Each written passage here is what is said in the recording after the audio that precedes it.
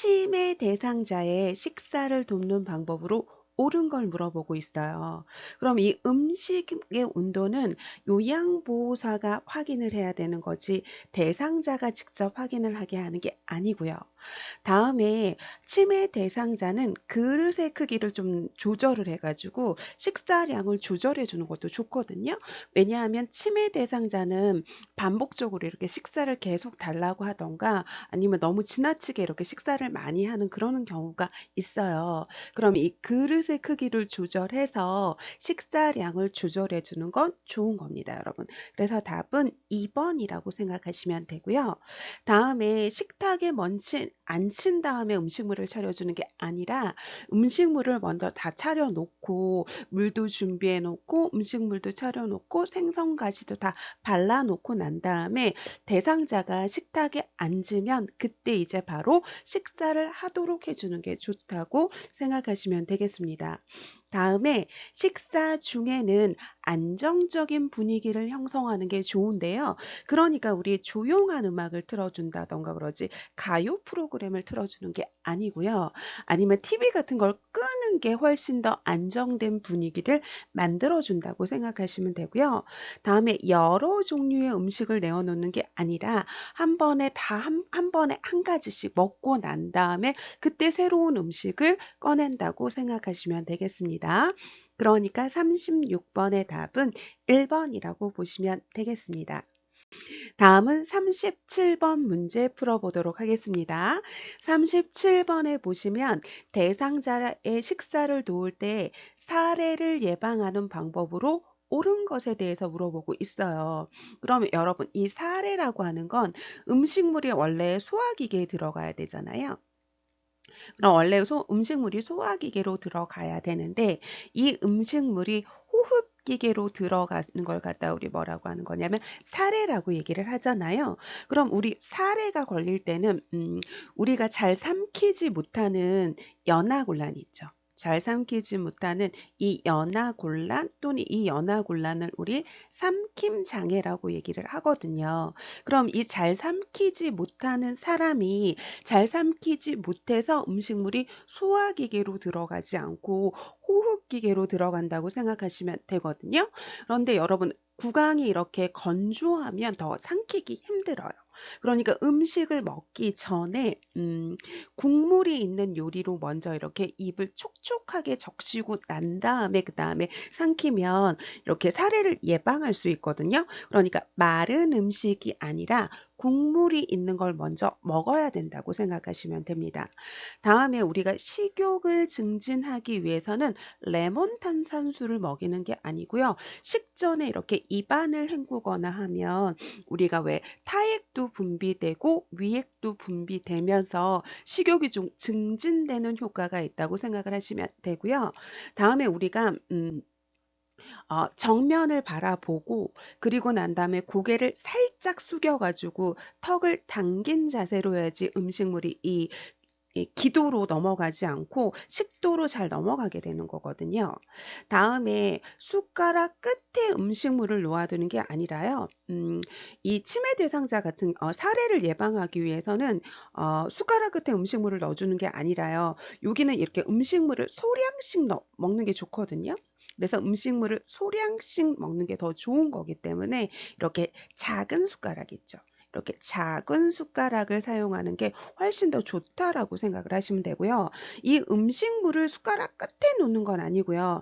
다음에 입안 깊숙이 넣어주면 오히려 더 여기 우리가 양치할 때 이 깊숙이 닦으면 더 구토랑 질식을 유발하잖아요. 그런 것처럼 똑같이 너무 깊숙이 넣어주면 구토랑 질식을 유발한다고 생각하시면 되겠습니다.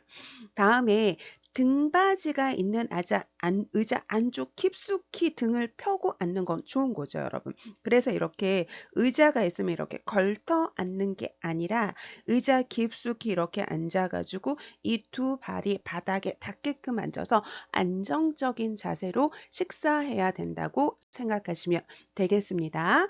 그래서 여기 답은 5번이라고 보시면 되겠습니다.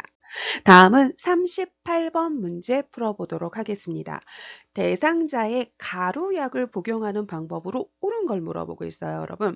그러면 가루약을 먹을 때는 우리 숟가락 있죠? 이 숟가락, 이 마른 숟가락입니다, 여러분. 물기가 있는 숟가락이 아니라 이 마른 숟가락에 가루약을 놓고 그 다음에 이 물을 조금 이렇게 섞어가지고 먹어도 되고요. 아니면 여기 나온 것처럼 왜 무침 주사기 있죠? 이렇게 주사기, 바늘을 뺀 그런 무침 주사기, 양이 적을 때는 이 무침 주사기를 이용해서 먹이는 방법은 좋은 거라고 생각을 하시면 되고요. 다음에 입안에 털어 넣는 게 아니라 숟가락이나 지금 이 무침 주사기를 사용을 하는 거고요. 다음에 주스에 섞어 먹으면 안 되고요. 다음에 먹다 남은 거는 보관을 하는 게 아니라 이거는 폐기해야겠죠, 여러분. 먹다 남은 걸 다시 먹으면 안 되기 때문에 이거는 폐기해야 된다고 생각을 하시면 되겠습니다. 그래서 38번의 답은 4번이라고 보시면 되겠습니다. 다음은 39번 문제 풀어보도록 하겠습니다. 대상자의 물약을 복용하는 방법으로 옳은 것에 대해서 물어보고 있어요. 그럼 이렇게 약뚜껑이 있잖아요, 여러분. 이렇게 약뚜껑이 있죠. 이렇게 약뚜껑이 이런 식으로 있잖아요. 그럼 이거는 바닥에 놓을 때는 이 안쪽이 위를 향하도록 해야겠죠. 이 안쪽이 위를 향하도록 하는 거고요. 다음이 색이 변한 약물은 사용하면 안 됩니다, 여러분. 다음에 이렇게 약병이 있잖아요. 그럼 이 약병이 있으면 여기에 이렇게 뭐가 있는 거냐면 이렇게 라벨이 붙어 있다고 생각을 해보세요. 그럼 이 라벨이 붙어 있는 거를 손으로 잡는 거예요, 여러분. 손으로 잡고 이 라벨이 붙어 있지 않은 반대편이 있죠. 이 반대편으로 약을 따른다고 생각을 하시면 되거든요. 그러니까 라벨이 붙은 쪽은 내 손으로 잡는 거고요. 다음에 라벨이 붙어 있지 않은 그 반대쪽으로 용액이 흐르게 한다고 생각을 하시면 되거든요. 다음에 병 입구를 깨끗이 닦고 뚜껑을 닦는 건 맞는 건데요. 손으로 닦으면 안 되겠죠, 여러분. 그래서 멸균된 솜이나 이런 걸로 닦는 거지 손으로 닦으면 안 되고요. 다음에 계량컵에 처방된 용량보다 많이 따랐대요. 그럼 이거는 다시 넣으면 안 되고 버려야겠죠, 여러분. 그러니까 39번의 답은 5번이라고 보시면 되겠습니다. 다음은 우리 40번 문제 풀어보도록 하겠습니다. 귀에 약을 점적하는 방법으로 옳은 것에 대해서 물어보고 있어요.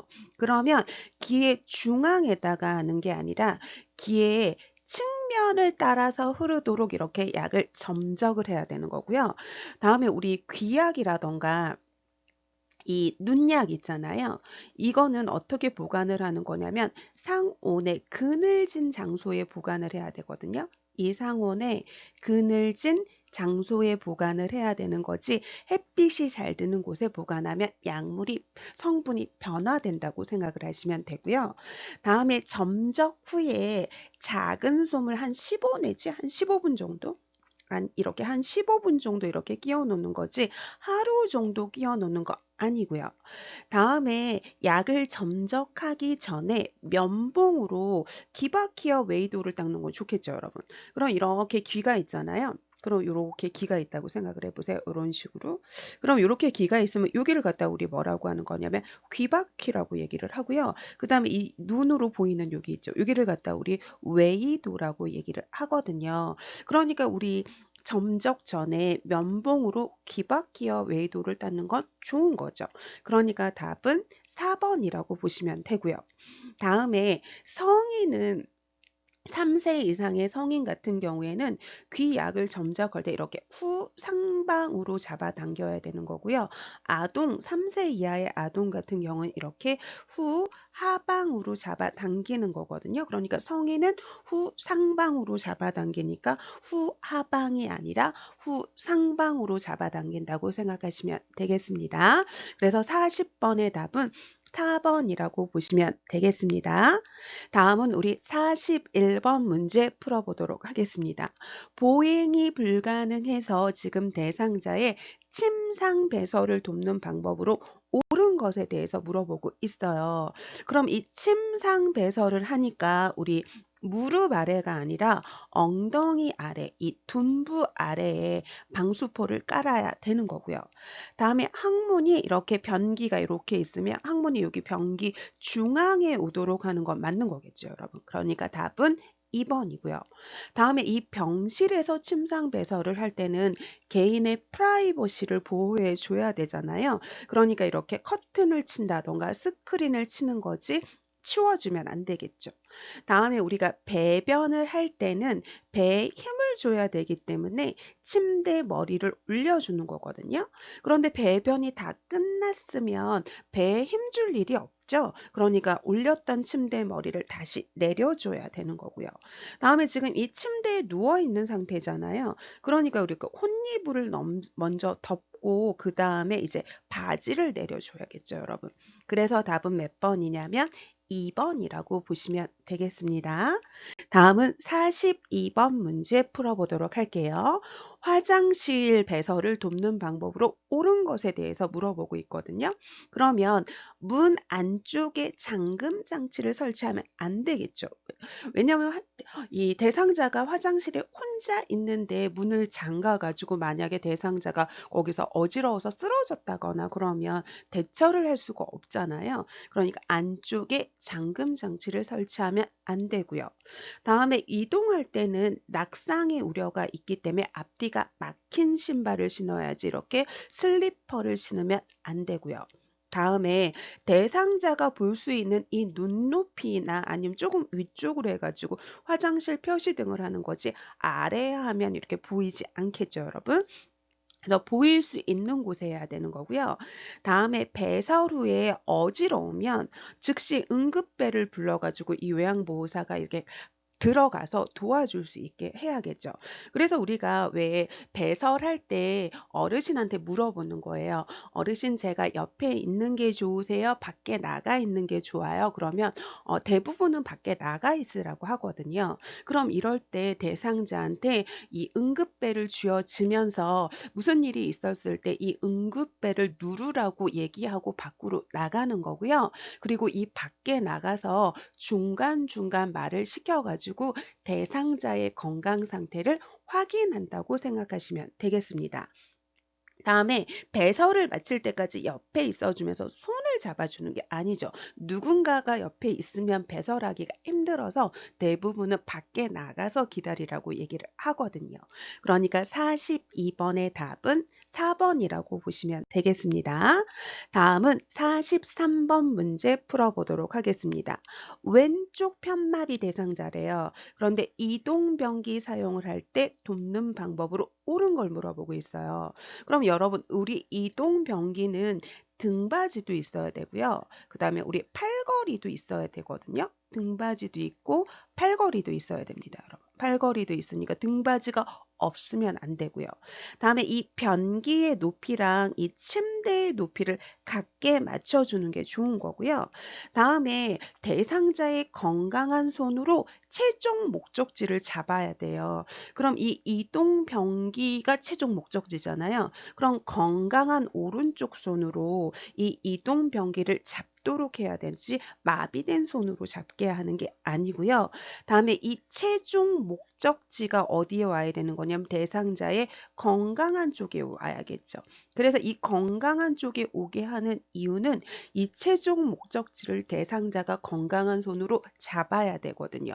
건강한 쪽에 있어야지만 건강한 손으로 잡을 수 있겠죠. 그러니까 건강한 오른쪽 난간에 붙인다는 맞고요. 그래서 답은 4번이라고 보시면 되고요. 다음에 대상자가 건강한 쪽이 있고 마비된 쪽이 있으면 요양보호사는 건강한 쪽이 아니라 이렇게 마비된 쪽, 마비된 왼쪽을 이렇게 지지해 주는 게 좋을 거예요, 여러분. 그러니까 43번의 답은 4번이라고 보시면 되겠습니다. 다음은 44번 문제 풀어보도록 하겠습니다. 대상자가 몇 번 실금을 했어도 기저귀를 바로 사용하면 안 되거든요. 왜냐하면 여러분 기저귀를 사용하게 되면 기저귀에 의존하게 돼요. 그럼 기저귀에 의존하게 되면 스스로 이렇게 대소변을 조절하는 그런 기능이 약해지거든요. 그래서 기저귀에 의존하게 되거든요. 이렇게 기저귀에 의존하게 기저귀에 이렇게 의존하게 되잖아요. 그럼 이 기저귀에 의존하게 되면 스스로 배설하는 이 능력, 이 스스로 배설하는 이 습관이 없어지고 이 기저귀에 완전히 의존하게 되기 때문에 안 되는 겁니다. 그래서 답은 5번이라고 보시면 되겠습니다. 다음은 45번 문제 풀어보도록 하겠습니다. 유치도뇨관을 삽입하고 있대요. 그런데 이 아랫배가 불편하고 불룩하래요. 그러면 우리 이렇게 보세요, 여러분. 이렇게 배꼽이 있고요. 그 다음에 여기 이렇게 Y라인이 있다고 생각을 해보세요. 그럼 이 배꼽 위는 상복부라고 우리가 얘기를 하고요. 다음에 이 배꼽 아래를 뭐라고 하는 거냐면 하복부라고 생각을 하시면 되거든요. 그럼 이 배꼽하고 Y라인 이 사이에 뭐가 있냐면 여기에 방광이 있다고 생각을 하시면 되거든요. 그리고 이 방광에 이렇게 소변이 차 있다고 생각을 하시면 되죠. 그러면 이 하복부 아랫배가 볼록하고 팽만하고 통증이 있다는 건 방광에 지금 소변이 차고 내려가지 않는다는 거거든요. 그럼 이럴 때 유치도뇨관이 이렇게 눌렸거나 꼬였으면 안 내려가가지고 이 방광의 소변이 가득 차서 하복부가 팽만하고 통증이 있을 수 있거든요. 그러니까 우리 뭐를 해야 되는 거냐면 도뇨관이 눌렸는지 꺾였는지부터 확인하는 답은 3번이 답이라고 생각하시면 되고요. 다음에 이 유치도뇨관 같은 경우에는 이렇게 방광이 있고요. 이게 방광이고 이게 소변입니다, 여러분. 다음에 여기 이렇게 요도가 이렇게 소변이 나오는 요도가 있다고 생각을 하시면 돼요. 그럼 요럴 때 우리가 도뇨관을 이렇게 삽입을 해주고 그 다음에 여기 이렇게 풍선을 이렇게 부풀려 여기가 풍선이거든요, 여러분. 그래서 이 풍선을 부풀렸기 때문에 얘가 빠지지가 않아요. 그러니까 움직여도 되는 거지 움직이지 말라고 하는 게 아니고요. 다음에 이 소변 주머니는 2~3시간 간격으로 가서 비워주면 되는 거거든요. 다음에 따뜻한 물주머니를 복구해 댈 필요는 없고요. 다음에 침대에 머리를 올려서 반자위를 취하는 게 아니라 지금 아랫배가 이렇게 불룩하다는 건 지금 소변이 안 나가고 있는 거니까 도뇨관이 눌렸는지 꺾였는지 확인하시면 되겠습니다. 그래서 답은 3번이라고 보시면 되겠습니다. 다음은 46번 문제 풀어보도록 할게요. 칫솔질을 돕는 방법으로 옳은 것에 대해서 물어보세요. 그럼 우리 잇몸에서 치아 방향으로 닦는 건 맞는 거죠. 그러니까 답은 1번이고요. 다음에 치아의 청량감이 유지되도록 한 번만 헹구면 안 되고요. 우리 여러 번 이렇게 헹궈야겠죠. 다음에 머리를 뒤로 젖히면 안 되고 머리를 뒤로 젖히면 치약이나 이런 것들이 넘어가서 우리가 사례가 걸릴 수 있거든요. 그렇기 때문에 머리를 약간 이렇게 앉은 자세에서 머리를 이렇게 숙이고 칫솔질을 하는 게 좋은 거고요. 다음에 이렇게 칫솔모가 있으면 이렇게 두툼하게 눌러 짜는 게 아니라 이 치약이 이 칫솔모 사이로 들어가도록 눌러 짜야 되는 거고요. 다음에 혈액응고 장애라고 하는 건 혈액응고 장애니까 혈액응고가 안 되는 거거든요, 여러분. 그럼 혈액응고가 안 되면 출혈의 위험이 있다고 생각을 하시면 돼요. 그럼 이 출혈의 위험이 있는 사람은 치실 같은 이렇게 단단한 걸 사용하면 출혈이 더 심해지거든요. 그러니까 혈액응고 장애가 있어서 출혈의 위험이 있는 사람은 치실을 사용하면 안 된다고 생각하시면 되겠습니다. 다음은 47번 문제 풀어보도록 할게요. 머리를 감기는 방법으로 옳은 걸 물어보고 있어요. 그럼 두피 마사지를 하는 건 좋은데요. 손톱으로 마사지를 하는 게 아니라 우리 손가락 끝으로 마사지를 하는 거겠죠? 그죠? 그러니까 틀렸고요. 다음에 우리 머리 감을 때는 공복이나 식후는 피해서 감기는 거니까 답은 2번 맞고요. 다음에 뭐가 있냐면 여러분 이렇게 머리가 이렇게 내려온다고 생각을 해보세요. 그럼 여기가 바로 머리가 있는 게 여기가 두피죠, 여러분. 여기가 지금 두피고요. 그 다음에 여기가 바로 뭐냐면 모발 끝이잖아요. 그럼 우리가 모발 끝을 잡고 어떤 식으로 해야 되는 거냐면 이 방향으로 지금 머리를 빗어야 되잖아요. 그러니까 두피에서 모발 끝 방향으로 빗어야 되는 게 맞겠죠. 다음에 머리를 감으면 남은 물기로 일단 마른 수건으로 닦고요. 이 마른 수건으로 닦고 그 다음에 우리 헤어드라이기로 이 헤어 드라이기로 건조를 해야지 자연 건조를 하는 게 아니고요. 다음에 이렇게 두피에 상처가 있는 건 정상이 아니라 뭐죠, 여러분? 이상이잖아요. 그럼 우리 이상이 있으면 시설장애나 간호사한테 보고하면 되는 거지 우리가 연고를 바르는 게 아니죠. 그래서 정상이면 보고하지 않아도 되는데 이상이면 보고해야 되는 거고 시설장애나 간호사한테 보고하면 된다고 생각하시면 되겠습니다. 다음은 48번 문제 풀어보도록 하겠습니다. 대상자가 부끄럽다며 회원부 씻는 거를 거부한대요. 그럼 우리 회원부를 씻지 않으면 우리가 요로 감염이 생길 수 있잖아요. 요로 감염이 생길 수 있죠. 그럼 우리 생각해 볼까요? 여기가 이렇게 회원부죠. 여기가 회원부죠. 그래서 요도 질 항문이 있어요. 그래서 여기가 요도고 그 다음에 여기가 질이고 여기가 항문이잖아요. 그럼 요 전체 있죠, 여러분. 이 전체, 여기 있는 전체를 다 회원부라고 하는데요. 이 회원부 청결을 하지 않게 되면 여기 요도염이 생기겠죠.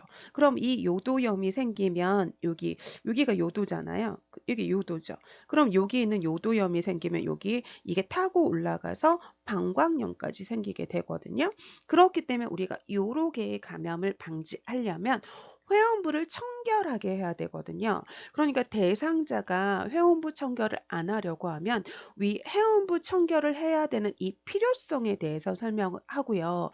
대부분은 이렇게 부끄럽고 수치심 때문에 그러는 거니까요. 이 회원부 청결을 하는 방법을 알려드리고 이렇게 혼자 스스로 하도록 하면 좋거든요. 그래서 전용 물수건을 제공해서 스스로 씻도록 하면 된다고 생각하시면 되겠습니다. 그러니까 48번의 답은 4번이라고 보시면 되겠습니다. 다음은 우리 49번 문제 풀어보도록 할게요.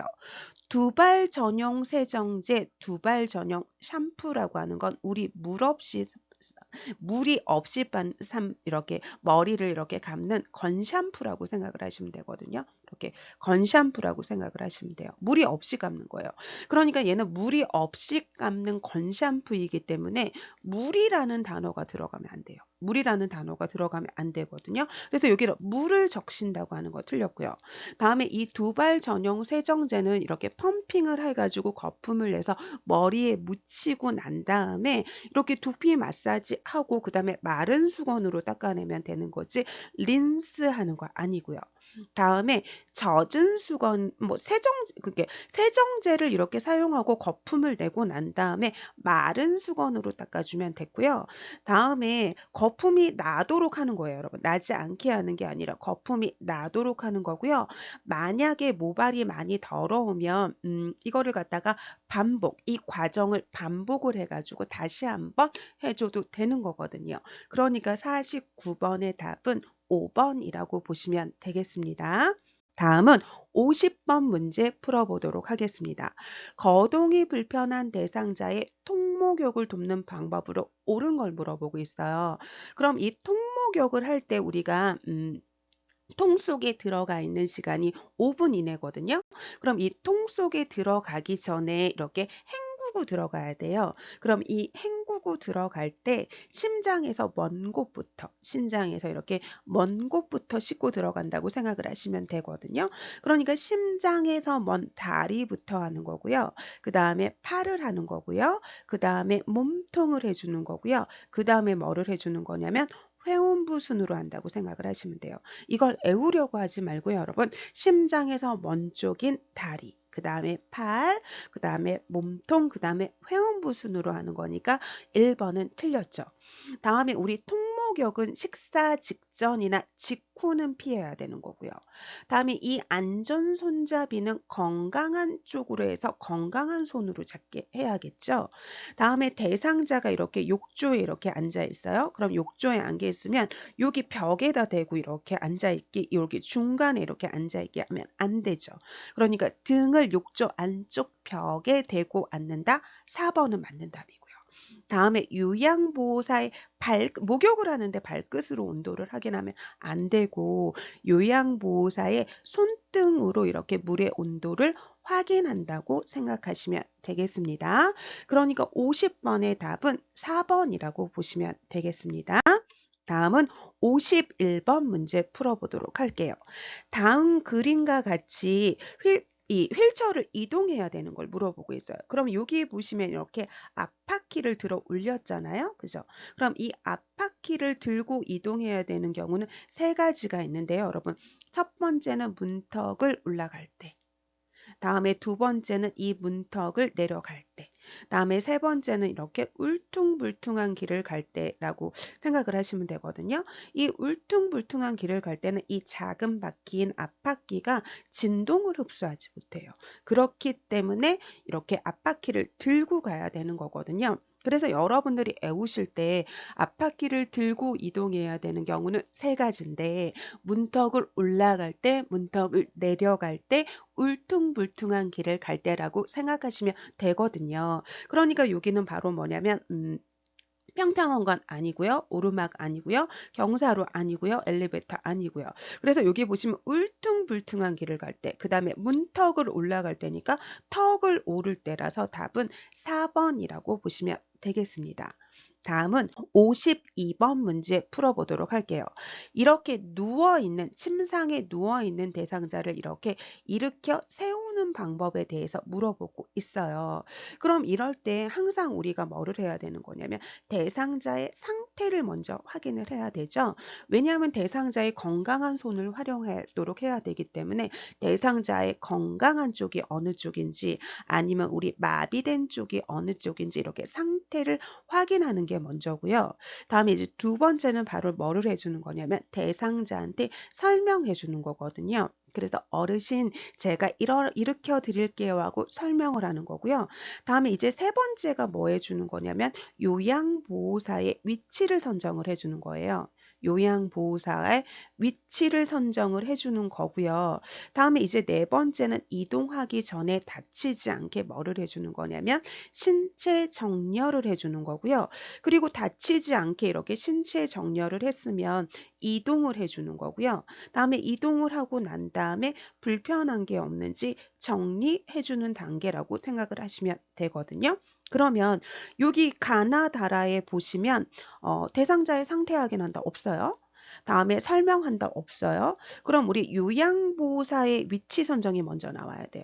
그러니까 여기 보시면 대상자의 건강한 쪽에 선다. 이게 바로 뭐냐면 이 요양보호사의 위치 선정인 거죠. 그러니까 가가 첫 번째인데 가가 다 맞네요, 여러분. 그러면 여기서 마지막을 찾는 게 좋아요, 여러분. 마지막은 일으켜 세우는 거잖아요. 그죠? 그러니까 일으켜 세우는 거니까 얘를 바로 뭐냐면 여기 보시면 다시 한번 볼까요, 여러분?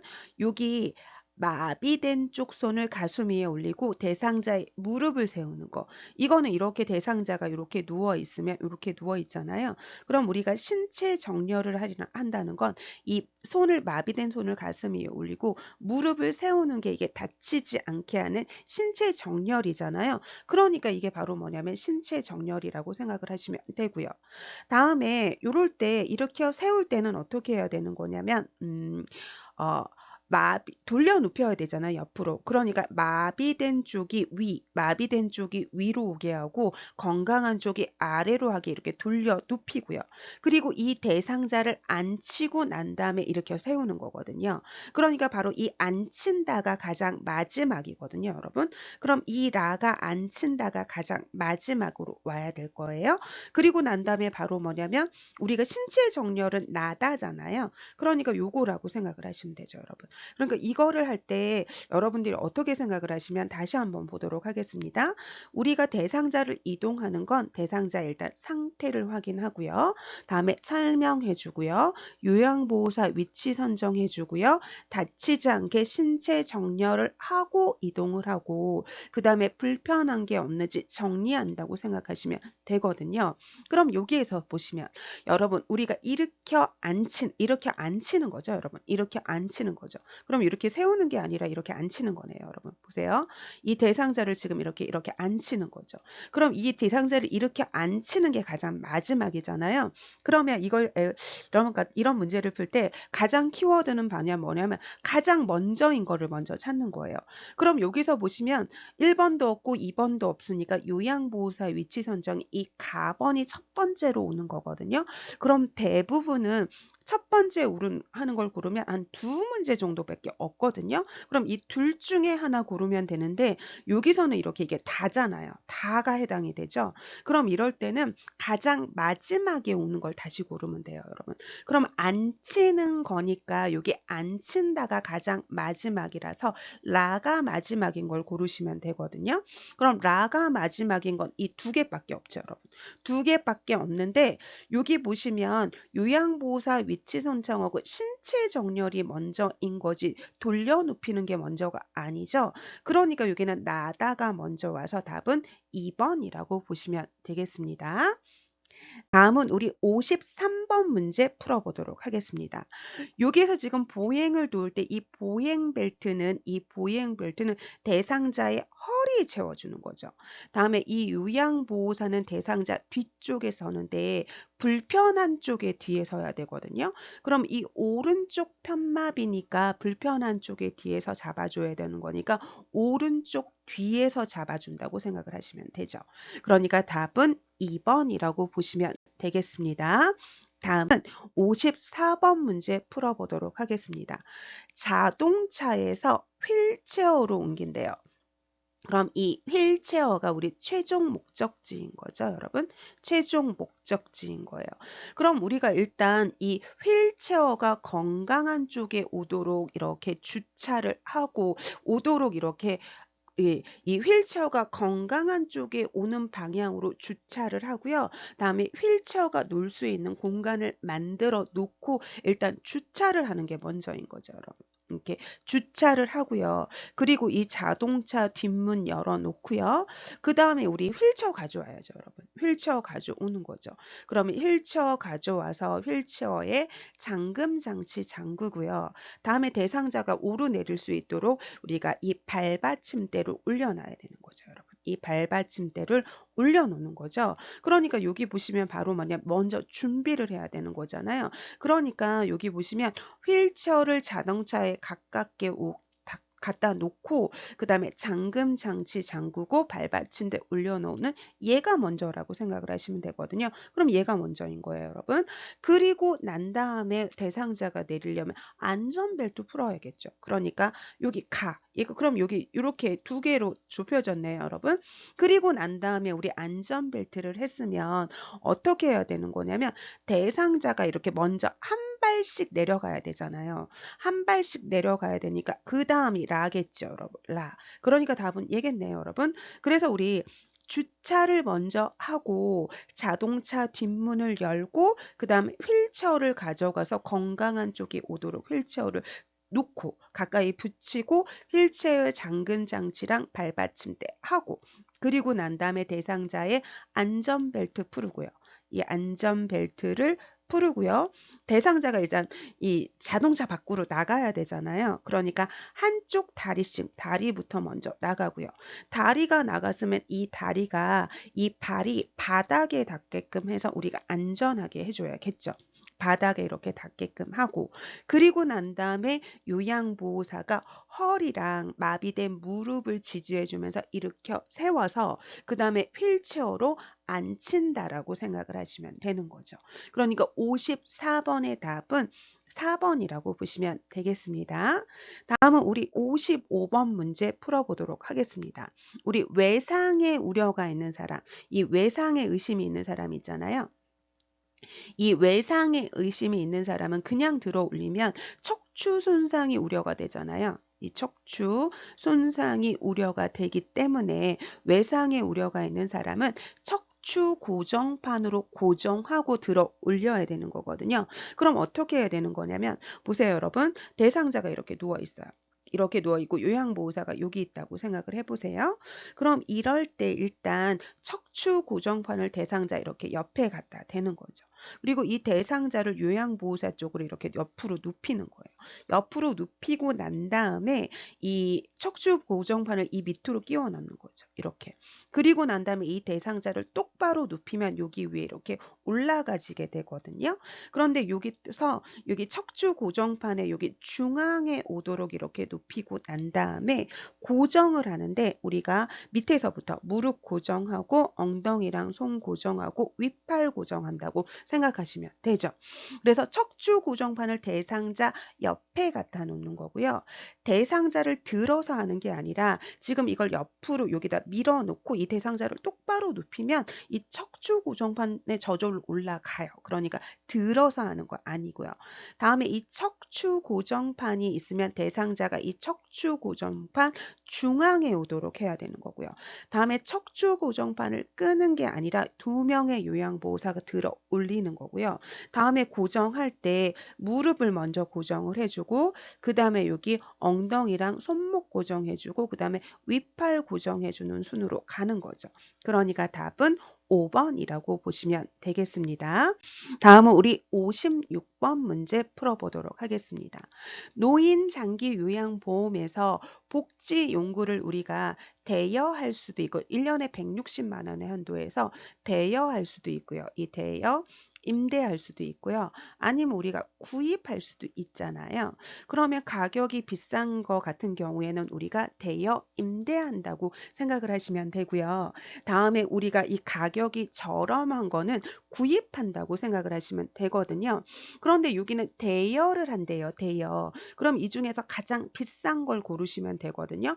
그럼 역시 여기 이 수동 침대가 가장 비싸겠죠. 그러니까 여기 답은 4번이라고 보시면 되겠습니다. 그래서 가격이 저렴한 건 구입하는 거고 가격이 비싼 건 대여 임대한다고 생각하시면 되겠습니다. 다음은 57번 문제 풀어보도록 하겠습니다. 유치도뇨관을 삽입하고 있을 때 요로 감염을 의심할 수 있대요. 그럼 우리가 이렇게 볼까요? 이렇게 양쪽에 신장이 있고요. 그 다음에 요 간이 있고요. 그 다음에 이렇게 있으면 방광이 있고 그 다음에 이렇게 요도가 있는 거거든요. 그래서 여기는 소변이 나오는 요도고요. 다음에 여기는 이렇게 소변이 저장되어 있는 방광이 되겠죠, 여러분. 그러면 우리가 요도에 염증이 생기면 보세요, 여러분. 이 요도에 염증이 생기면 이게 올라타가지고 방광염까지 유발할 수 있거든요. 그런데 이 방광염이 아까 이 배꼽 아래, 이 하복부 아랫배에 있다고 그랬잖아요. 그러면 여기 하복부에 통증이 있을 수 있어요. 하복부에 팽만감이나 하복부에 통증이 있을 수 있고요. 다음에 이 방광염을 올라타가지고 지금 이 신장염이 생길 수 있거든요. 그런데 이 신장은 옆구리 부위에 있어요, 여러분. 옆구리. 그럼 심장염이 생기면 옆구리에 통증이 있을 수 있거든요. 그러니까 답은 1번이라고 보시면 되고요. 다음에 우리가 염증이 발생을 하면 분비물이 증가하는 거지 이 분비물이 감소하지는 않고요. 다음에 이 염증이 되면 이 소변이 농축이 돼가지고 소변이 안 나가게 되거든요. 그러니까 소변량이 감소하는 거고요. 다음에 요로 감염이 돼서 이렇게 엉덩이 부분에 이렇게 욕창이 생기는 게 아니라 우리가 요실금 같은 게 있으면 이 실금 소변이 조금 묻어가지고 그럴 수는 있거나 아니면 변실금이 있을 때 그럴 수는 있지만 요로 감염 때문에 엉덩이 부분에 욕창이 생기진 않고요. 다음에 이렇게 감염이 되면 느린 맥박이 되는 게 아니라 조금 이렇게 빠름 열이 오르니까 맥박도 빨라지게 되거든요. 그러니까 답은 몇 번이냐면 1번이라고 보시면 되겠습니다. 다음은 58번 문제 풀어보도록 하겠습니다. 태풍 예보를 듣고 대비하는 방법으로 옳은 걸 물어보고 있어요. 그럼 우리가 비상시를 대비해서 자동차의 연료를 미리 채워둬야겠죠. 우리가 대피할 수도 있고 막 이렇잖아요. 그러니까 이 비상시를 대비해야죠, 여러분. 이 비상시를 대비를 해서 이 대피할 상황을 고려를 해서 이거를 채워둬야 되는 거고요. 다음에 우리가 비가 많이 오고 폭우가 올 수 있어요. 태풍이 오게 되면. 그럼 이 비가 많이 오고 이 폭우가 오는 상황을 대비를 해야 되는 거거든요. 그렇기 때문에 우리가 배수구가 잘 내려가고 있는지를 확인해야 돼요. 그러니까 이 배수구는 물이 막히면 안 되잖아요. 폭우가 왔을 때. 그러니까 여기에 쌓인 쓰레기 치우는 거 맞겠죠, 여러분. 다음에 우리가 이렇게 태풍이 불면 창문이랑 문을 닫아야 돼요, 여러분. 창문이랑 문을 닫고 이 창문이랑 문에서 조금 멀리 떨어진 곳에서 있어야 된다고 생각을 하시면 되고요. 다음에 전기 차단기를 내릴 필요가 없고요. 이 가스 밸브는 잠가놔야 되죠, 여러분. 이 가스 밸브는 잠그는 거고 다음에 이렇게 조금 좀 심한 상황이다 그러면 전기는 가능한 사용하지 않는 게 좋은데 차단기를 내릴 필요는 없고요. 다음에 이 통신기기를 갖다가 전화기를 핸드폰 같은 거를 굳이 뭐 끌 필요는 없습니다, 여러분. 그러니까 답은 몇 번이냐면 2번이라고 보시면 되겠습니다. 다음은 59번 문제 풀어보도록 할게요. 혼자 걸을 수 있대요. 그래서 우리가 화장실을 이용할 수 있는데 넘어지는 낙상을 예방하는 방법은 옳은 거예요. 여러분, 화장실 입구에 화분을 두면 걸려 넘어질 수 있죠. 다음에 취침할 때 밤에 화장실 갈 수 있잖아요. 그러니까 이 화장실 표시등을 끄는 게 아니라 켜둬야 되고요. 다음에 변기에 면 커버를 씌우면 오히려 이게 미끄러워가지고 넘어질 수 있으니까 안 되는 거고요. 다음에 이 화장실 바닥은 작은 깔개가 아니라 미끄럼 방지 매트를 깔아야겠죠? 이 미끄럼 방지 매트를 깔아준다고 생각을 하시면 되죠. 다음에 우리가 낙상할 수 있기 때문에 천천히 움직이게 하는 건 좋은 거죠, 여러분. 그러니까 답은 5번이라고 보시면 되겠습니다. 다음은 우리 60번 문제 풀어보도록 할게요. 그럼 이 변비로 고생하는 대상자는 우리 고섬유소식이 먹어줘야 되는 거잖아요. 고섬유소, 우리 고식이섬유 먹어줘야 되는 거죠. 그죠? 그러니까 우리 이 섬유소 식이섬유라고 하는 건 채소, 잡곡, 뭐 이런 거라고 생각을 하시면 되거든요. 그렇기 때문에 우리 변비일 때는 검정콩이나 미역 같은 거, 요거는 틀린 겁니다, 여러분. 제가 오타한 거예요. 그래서 검정콩이나 미역 같은 거 섭취하는 거 이렇게 맞는 거죠. 다음에 우리 생과일을 먹어주는 게 좋은 거예요. 통조림보다는. 다음에 우리 칼슘 보충제의 부작용이 변비예요. 칼슘 보충제의 부작용이 변비라서 얘는 이렇게 칼슘 보충제를 먹을 때는 이렇게 요구르트 같은 거랑 같이 먹어주면 좋거든요. 다음에 도정을 많이 한 게 아니라 작곡은 도정을 거의 안 한 거죠, 여러분. 다음에 식이섬유 흡수를 위해서 수분 섭취를 많이 해야겠죠, 여러분. 그러니까 60번의 답은 1번이라고 보시면 되겠습니다. 다음은 우리 61번 문제 풀어보도록 할게요. 다음 표시와 같은 대상자의 의복을 관리하는 방법이에요. 그럼 얘는 80에서 120도씨로 다림질을 하는데 밑에 천을 깔고 하라는 거죠, 여러분. 그러니까 여기다 원단 위에 천을 덮고 천을 깔고 그 다음에 80에서 120도씨로 다림질한다. 여기 3번이라고 보시면 되겠죠? 그러니까 61번의 답은 3번이고요. 다음에 62번 문제 풀어보도록 할게요. 외출에 동행하는 방법으로 옳은 거거든요. 그럼 작은 보폭으로 천천히 가야 되는 거고요. 다음에 외출에 필요한 물품은 요양보호사가 챙기는 거지 센터에서 챙기는 거 아니고요. 다음에 계단을 오를 때 몇 걸음에 한 번씩은 쉬게 하는 거 좋은 거죠. 왜냐하면 어르신은 계단 오르는 게 힘들잖아요. 그러니까 계단 오를 때 중간중간 쉬게 하는 게 좋은 거죠, 여러분. 다음에 택시로 이동할 때 운전자 옆자리가 아니라 대상자, 어르신 옆자리에 있어야 되는 거고요. 다음에 외출 장소랑 시간은 요양보호사가 정하는 게 아니라 이 어르신의 욕구로 가는 거니까 이 대상자의 욕구대로 해야 되는 거잖아요. 그러니까 이 대상자가 정해야 되는 거죠, 여러분. 그러니까 답은 3번이라고 보시면 되겠습니다. 다음은 우리 63번 문제 풀어보도록 할게요. 치매 대상자의 일상생활이 안전하도록 돕는 방법으로 옳은 걸 물어보고 있어요. 그럼 우리가 낙상의 우려가 있기 때문에 침대를 벽에 붙여 놓는 건 좋은 거겠죠, 여러분. 다음에 방은 지나치게 화려하고 다양하면 안 돼요.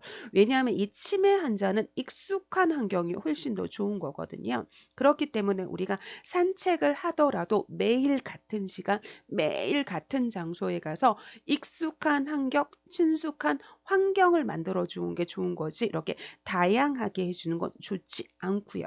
다음에 2층이 아니라 1층의 방을 배정해 주는 게 좋은 거고요. 다음에 냉장고에 과일 모양의 자석을 붙여놓으면 얘 먹거든요. 드셔요. 그러니까 붙여놓으면 안 되고요.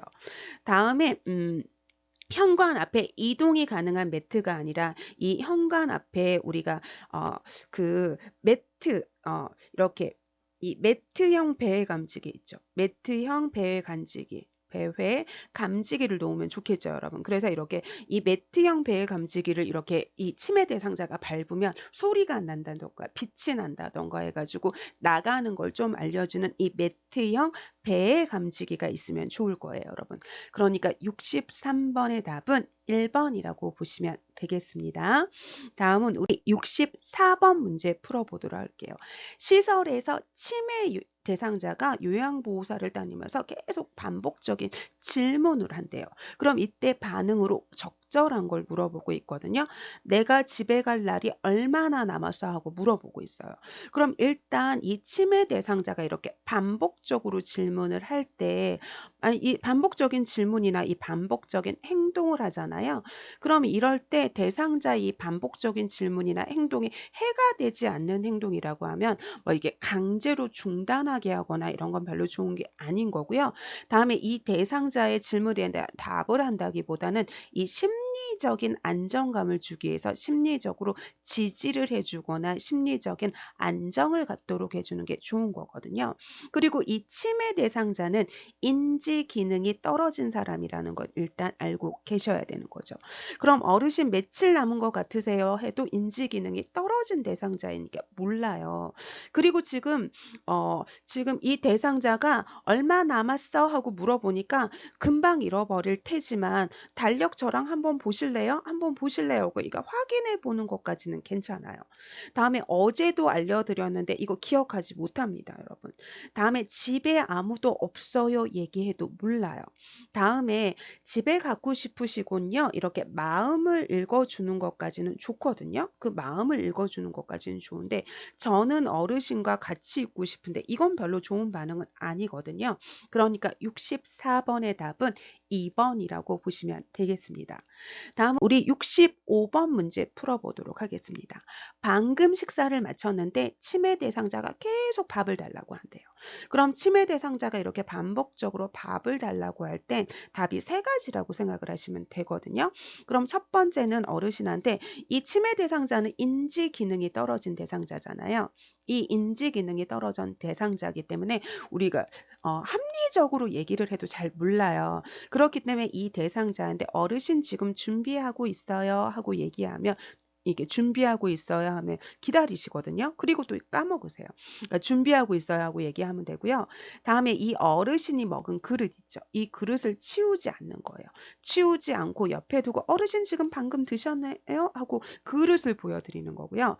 다음에 이 세 번째는 어르신 스스로 뭐 달력이나 이런 데 있죠. 그래서 본인 글씨로 이렇게 체크하게 하고 난 다음에 어르신이 글씨로 지금 밥 먹었다고 쓰셨네요 하고 얘기하면 되거든요.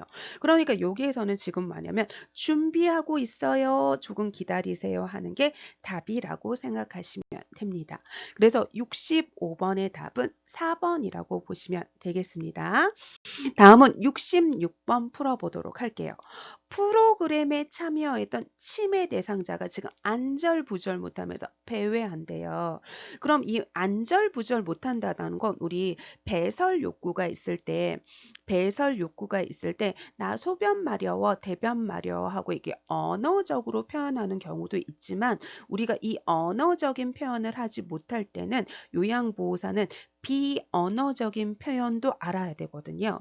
그러니까 안절부절 못한다던가 자꾸 이렇게 아랫배를 만진다던가 바지를 자꾸 내리려고 한다던가 그러면 배설 욕구를 표현한 걸 수도 있거든요. 그렇기 때문에 신체적인 욕구가 이 배설 욕구가 있는지 확인하는 거 맞습니다, 여러분. 다음에 지금 이 배회할 때는 불안해서 그러는 거기 때문에 실내를 어둡게 하면 더 불안하고요. 다음에 새 프로그램에 참여를 하는 건 별로 좋지 않아요, 여러분. 다음에 혼자 있게 하는 것도 불안을 더 가중시키는 거고요. 다음에 지금 프로그램에 집중하라고 권유해도 인지 기능이 떨어진 대상자이기 때문에 집중할 수 없습니다. 그러니까 답은 1번이라고 보시면 되겠습니다. 다음은 우리 67번 문제 풀어보도록 할게요. 치매 대상자가 밤에 누웠다 일어났다 반복하면 잠을 이루지 못한대요. 못 이룬대요. 그러면 침실의 온도를 적절하게 조절을 해줘서 쾌적하게 만들어줘서 잠을 자게끔 도와주는 건 좋은 거죠. 다음에 여러분 녹차는 카페인 성분이 들어있잖아요. 그러니까 얘는 잠을 이렇게 잠이 안 오게 하는 거니까 안 되죠.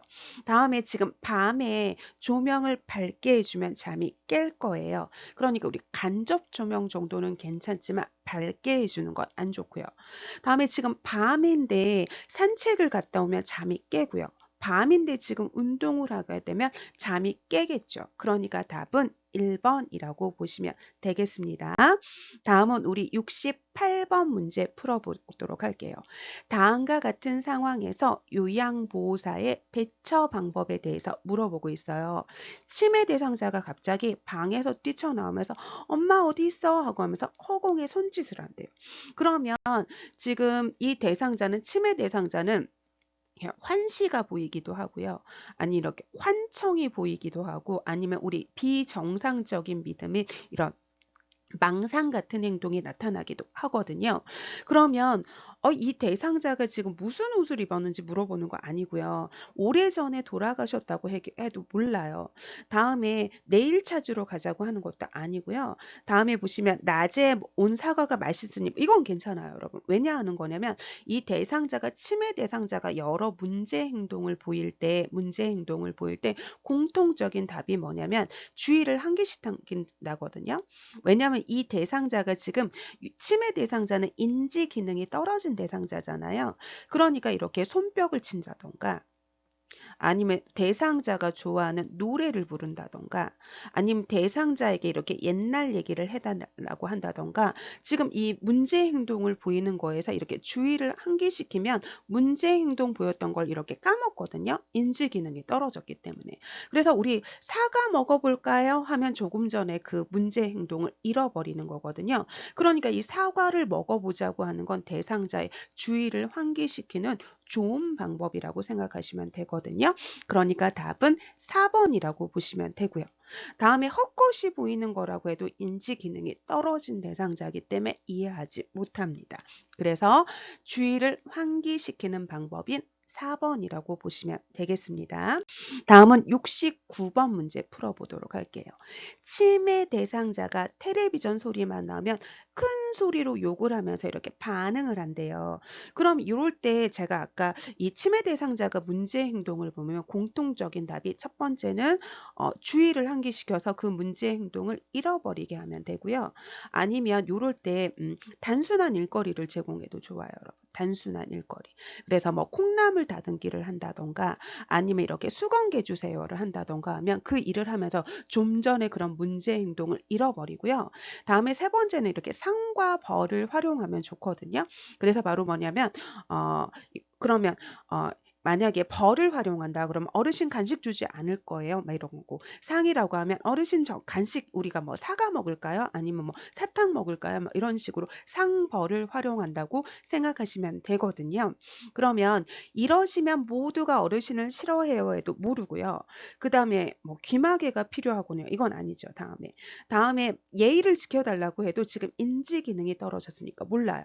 그럼 이럴 때 어르신 우리 꽃에 물 주러 갈까요? 하고 지금 뭐를 하는 거냐면 이 대상자의 주의를 환기시키면서 단순한 일거리를 제공해 준 거잖아요. 그럼 이럴 때 그 좀 전에 문제 행동을 까먹거든요. 그러니까 4번은 좋은 답이고요. 다음에 뭐 어르신께서 참으세요 해도 지금 인지 기능이 떨어진 대상자이기 때문에 그렇게 하지 못하는 거기 때문에 주의를 환기시키고 단순한 일거리를 제공한다고 생각하시면 되겠습니다. 다음은 70번 문제 풀어볼게요. 시설에 있는 치매 대상자가 거실에 나와서 자위행위를 한대요. 그럼 여러분 우리가 치매 대상자가 아닌 사람이 성적인 행동을 하면 단호하게 딱 얘기를 해줘야 되는데 치매 대상자가 자위행위를 하는 건 이거는 성적인 목적으로 해주는 게 아니에요. 성적인 목적이 아니라는 걸 일단 이해하셔야 됩니다. 그러니까 거실에 있는 대상자를 다른 곳으로 이동한다기보다는 요걸 갖다가 우리가 자의행위를 하니까 상벌을 이용해 주면 좋거든요. 상과 벌을 이용해 주면 좋아요. 그래서 어르신 이렇게 하면 간식 안 드려요. 뭐 이런 식으로 하는 게 좋거든요. 그래서 멈추지 않으면 요거 가져갈 거예요. 어르신 좋아하는 거 그러면 상벌을 이용하면 좋고 이게 성적인 목적으로 하는 게 아니니까 요런 식으로 하면 좋다고 생각하시면 됩니다, 여러분. 그러니까 70번의 답은 2번이라고 생각하시면 되겠습니다. 다음은 71번 문제 풀어보도록 할게요. 치매 대상자가 개구리 울음소리니까 여기는 장소죠, 여러분. 장소. 그 다음에 어린 시절 이야기를 한다는 건 이건 시간이죠, 여러분. 그럼 시간, 장소, 사람에 대한 걸 우리 뭐라고 하는 거냐면 우리 이걸 갖다가 진압력이라고 얘기를 하잖아요. 그러니까 이거는 진압력을 향상시키는 방법이라고 생각하시면 되겠습니다. 그래서 답은 3번이고요. 다음은 우리 72번 문제 풀어보도록 할게요. 요양보호사의 공감 반응으로 옳은 걸 물어보고 있어요. 대상자가 맨날 밥 먹어라, 양치질해라, 옷 갈아입어라. 정말 귀찮아 죽겠네. 그러면 어르신 제가 일일이 이거 해라, 저거 해라 간섭하는 것 같아서 속상하셨군요. 힘드셨군요. 뭐 이런 거잖아요, 여러분. 그러니까 일일이 간섭하는 것 같아 기분이 상하셨군요. 속상하셨군요가 이게 상대방의 마음을 읽어주는 공감이라고 생각을 하시면 되죠. 그러니까 72번의 답은 1번이라고 보시면 되겠습니다. 다음은 우리 73번 문제 풀어보도록 할게요. 제가 대상자가 지금 업무 시간이 아닌데 자꾸 전화를 해서 얘기를 한대요. 그럼 나 전달법으로 얘기를 하는 거예요. 그럼 이 나 전달법은 일단은 너는이 아니라 나는으로 시작을 해야겠죠. 여러분. 나는으로 시작을 해야 되는 거고 다음에 이 상대방의 행동을 비난 없이 비난을 하면 안 되고요. 비난 없이 그대로 얘기를 해야 되는 거였고요.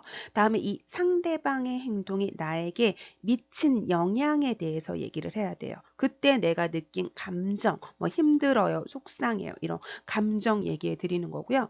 다음에 이제 네 번째는 이렇게 해줬으면 좋겠어요 하고 바램을 얘기하는 거거든요. 그러면 이걸 우리 해볼까요, 여러분? 그러면 저는 어르신께서 비난 없이 얘기하는 거. 어르신께서 업무 시간이 아닌데도 저에게 계속 이렇게 전화를 하시면 제가 힘들어요. 다음부터는 업무 시간이 아닐 때는 전화를 하지 않으셨으면 좋겠습니다. 이게 바로 뭐냐면 나 전달법이거든요. 그러니까 업무 시간 외에 전화를 하니 힘이 드네요. 다음 시간에는 업무 시간에 말씀해 주셨으면 좋겠어요가 답이라고 생각하시면 되거든요. 그러니까 73번의 답은 5번이라고 생각하시면 되겠습니다. 다음은 우리 74번 문제 풀어보도록 하겠습니다. 다음과 같은 방법으로 의사소통해야 되는 경우를 물어보고 있어요. 그럼 여기서 실물 그림판 문자판이 나오면 무조건 얘가 나오면 여러분 뭐라고 생각을 하시면 되냐면 엄판이라고 생각을 하시면 돼요. 엄판이. 그래서 실물 그림판 문자판이 나오면 무조건 엄판이거든요. 그래서 언어장애 다음에 판이니까 판단력, 이해력 장애. 판단력, 다음에 이해력. 장애 대상자는 이 실물 그림판 문자판 엄판이라고 생각을 하시면 되거든요. 그러니까 여기서 언어 장애가 답이라고 생각하시면 됩니다. 그래서 74번의 답은 2번이라고 보시면 되고요. 다음에 이제 75번 문제 풀어보도록 할게요. 노인성 난청 대상자랑 의사소통하는 방법이거든요. 그러면 우리가 어떤 유형의 대상자랑 의사소통을 하던 정면에서 정면에서 같은 눈높이로 얘기를 해야 되는 거고요. 다음에 이 난청은 대부분 고음성 난청이 많아요. 이 고음성, 어르신은 대부분 고음성 난청이거든요. 그러니까 이 고음으로 크게 얘기하면 안 되고요. 저음으로 얘기해야 된다고 생각하시면 됩니다. 다음에 난청은 못 듣잖아요. 그러니까 정면에서 내 입모양을 읽을 수 있도록 해야 되거든요. 그러니까 내가 입모양을 크게 해가지고 내 입모양을 읽을 수 있도록 해야 되는 거고요. 다음에 알아들을 수 있을 때까지 반복을 해주면 좋고요. 다음에 보청기를 입에 가까이 대고 막 또박 입에 가까이 대는 게 아니라 우리가 정면을 보고 내 입모양을 읽을 수 있도록 해주는 거고요. 다음에 우리가 어떤 유형의 의사소통이든 이 언어적인 의사소통보다 비언어적인 의사소통이 훨씬 더 효과적이거든요. 그러니까 몸짓 표정, 이런 얼굴 같은 비언어적인 의사소통을 사용을 해서 의사전달하는 건 좋은 거라고 생각하시면 되겠습니다. 그러니까 75번의 답은 5번이라고 보시면 되겠습니다. 다음은 우리 76번 풀어보도록 할게요. 치매 대상자가 김치전을 부치겠다고 한대요. 그럼 우리 치매 대상자가 어떤 행동이나 이런 거를 할 때 그게 위험한 행동이 아니라고 하면 이렇게 못하게 하는 게 아니라 요양보호사가 함께 다치지 않도록 함께 해주는 게 좋은 거거든요. 그러니까 이럴 때 요리하시는 거 좋아하시는군요. 저랑 같이 해요 하면서 한번 해보세요가 맞는 답이라고 생각을 하시면 됩니다, 여러분. 그러니까 답은 어, 어, 이게 다치는 행동이 아니라면 하게 하고요. 다음에 다치지 않도록 요양보호사가 옆에서 지켜보면서 도와준다고 생각하시면 되니까 답은 4번이라고 보시면 되죠. 다음은 우리 77번 문제 풀어보도록 할게요. 식사를 하던 대상자가 갑자기 목을 움켜잡으면서 비정상적인 소리를 한대요. 그럼 목을 움켜잡으니까 이건 바로 뭐냐면 음식이 걸린 이 질식 상황을 얘기를 하겠죠. 그럼 이 질식일 때 우리 뭐를 해주는 거냐면 하임리법을 해주는 거잖아요. 그죠? 그러니까 우리가 대상자 뒤에서 배꼽과 명치를 중간 부위, 복부를 이렇게 후상방으로 밀어 올리는 하임리법을 해줘야겠죠? 그러니까 77번의 답은 5번이라고 생각하시면 되겠습니다. 다음은 우리 78번 문제 풀어보도록 하겠습니다. 정수기를 사용해서 뜨거운 물에서 손을 데웠대요. 그럼 이거 화상에 대해서 얘기를 하는 거죠, 여러분. 그럼 이 화상일 때는 이게 화상이면 퉁퉁퉁퉁 부어 오르거든요. 그러니까 붓기 전에 이 장신구, 반지를 빼주는 건 좋은 거고요. 다음에 물집 터트리면 안 돼요, 여러분. 물집이 터트리면 그 터트린 부위에 이렇게 병원체가 들어가서 감염의 우려가 있기 때문에 물집은 터트리면 안 되는 거고요. 다음에 이 화상 부위를 이렇게 찬물에 담가야 되거든요, 여러분. 찬물에 담가서 이 화기를 빼줘야 된다고 생각을 하시면 됩니다. 다음에 여기 흐르는 수돗물이 아니라 찬물, 받아놓은 물에 담가야 돼요, 여러분. 다음에 우리 치약 바르면 이게 보호막을 형성해서 화기를 머금게 하거든요. 그런데 우리가 찬물에 담겨서 화기를 빼줘야 되는 거지 화기를 머금게 하면 안 되잖아요. 그러니까 치약 바르는 거 아니고요. 그래서 78번의 답은 1번이라고 보시면 되겠습니다. 다음 우리 79번 문제 풀어보도록 할게요. 심폐소생술을 할 때 자동 심장 충격기 사용하는 순서거든요. 그럼 자동 심장 충격기가 오면 일단 전원부터 켜야 되거든요. 그럼 이 둘 중에 하나죠, 여러분. 전원 켜고 그 다음에 대상자의 몸에 패드 부착하는 거죠. 그래서 이렇게 있으면 보세요. 여기가 왼쪽이고 여기가 오른쪽이에요. 그럼 우리 패드 부착할 때 오른쪽 이렇게 빗장뼈 아래 하는 거고요. 다음에 왼쪽 가슴 이 옆에 겨드랑이 선에 붙여야 되는 거죠. 그럼 전원을 연결하고 패드를 부착을 했으면 약한 전류가 흐르면서 심장 리듬을 분석하거든요. 그럼 이 심장 리듬을 분석하면 얘가 제세동이 필요합니다. 제세동 버튼을 눌러주세요 하고 나와요. 그럼 내가 제세동 버튼을 누르는 순간 아주 강력한 전기가 흐르기 때문에 물러나 주세요, 물러나 주세요 하고 그 다음에 제세동 버튼을 누르면서 제세동을 시행을 하고요. 그리고 난 다음에 이게 전원이 이렇게 딱 꺼지면서 이렇게 2분 동안 자동 충전되면서 얘가 심장 리듬을 분석을 하는 동안 나는 30대 이 가슴 압박을 다시 시작한다고 생각하시면 되죠. 그러니까 여기 답은 3번이라고 보시면 되겠습니다. 다음은 우리 마지막으로 80번 문제 풀어보도록 하겠습니다. 대상자에게 지금 심폐소생술을 한대요. 그럴 때 가슴을 압박하는 방법으로 옳은 걸 물어보고 있어요. 그럼 이렇게 여기가 횡격막인 거고요. 그 다음에 여기가 흉골인 거고 다음에 여기 이렇게 심장이 있는 거거든요. 그럼 여기 흉골의 이 절반 부위를 압박을 하는 거지. 여기 뾰족한 부분 여기가 지금 바로 뭐냐면 칼돌기거든요.